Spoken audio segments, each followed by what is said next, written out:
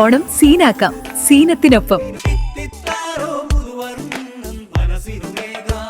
ഉമർ ഫൈസി മുക്കത്തിനെതിരെ രൂക്ഷ വിമർശനവുമായി സമസ്ത നേതാവ് ഡോക്ടർ ബഹാവുദ്ദീൻ മുഹമ്മദ് നദ്വി.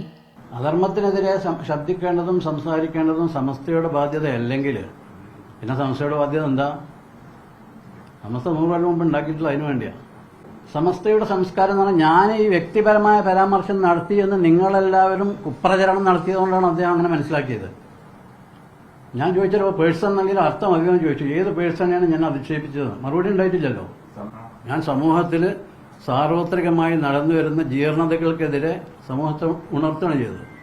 ബഹുഭാരത് ജീർണതയല്ല, ആവശ്യമുള്ള സമയത്ത് സന്ദർഭം നോക്കണം. ഒറ്റവാക്കിന് മറുപടി പറയാൻ കഴിയില്ല.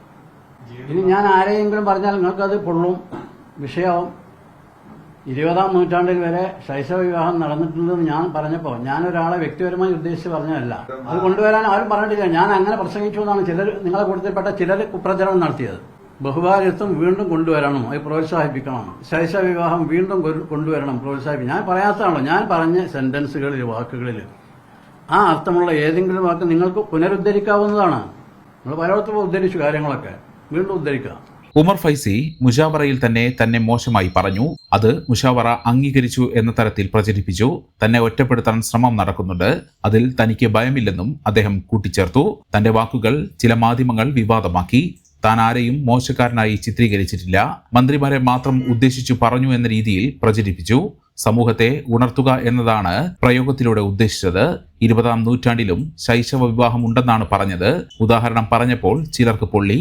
അതുപോലെ നബിയെ പറഞ്ഞപ്പോൾ ഞങ്ങൾക്കും പൊള്ളുമെന്ന് ഓർക്കേണ്ടതായിരുന്നുവെന്നും അദ്ദേഹം പറഞ്ഞു. ശിവപാർവതിയെ അധിക്ഷേപിച്ച ഉമർ ഫൈസിയാണ് തനിക്കെതിരെ പറയുന്നത്. പല മന്ത്രിമാർക്കും MP-മാർക്കും MLA-മാർക്കും ഭാര്യയ്ക്ക് പുറമെ ഇൻചാർജ് ഭാര്യമാരുണ്ടെന്ന ബഹാവുദ്ദീൻ നദ്വിയുടെ പ്രസ്താവന വിവാദമായിരുന്നു. കോഴിക്കോട് മടവൂരിൽ നടന്ന സുന്നി മഹല്ല് ഫെഡറേഷൻ സമ്മേളനത്തിലായിരുന്നു അദ്ദേഹത്തിന്റെ പ്രതികരണം. ഇതിനെതിരെ ഉമർ ഫൈസി മുക്കം രംഗത്തെത്തുകയും ചെയ്തിരുന്നു.